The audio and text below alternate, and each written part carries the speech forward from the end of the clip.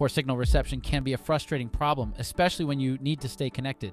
If you're experiencing poor signal reception on your Galaxy S23, there are a few things you can do to troubleshoot the issue. First, you need to check your network settings. Make sure that airplane mode is disabled, mobile data is enabled, and Wi-Fi calling is turned off.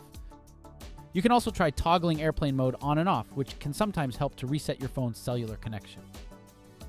After checking a few settings, you need to restart your phone. This can often fix minor software glitches that may be causing your signal reception problems. To restart your Galaxy S23, press and hold the power button and volume down button until the power options appear. Tap restart and then confirm. After the reboot, try to see if the problem is fixed, because if not, then you have to reset the network settings. This will reset all of your Wi-Fi, Bluetooth, and cellular settings to their factory defaults, which is often enough to fix issues like this.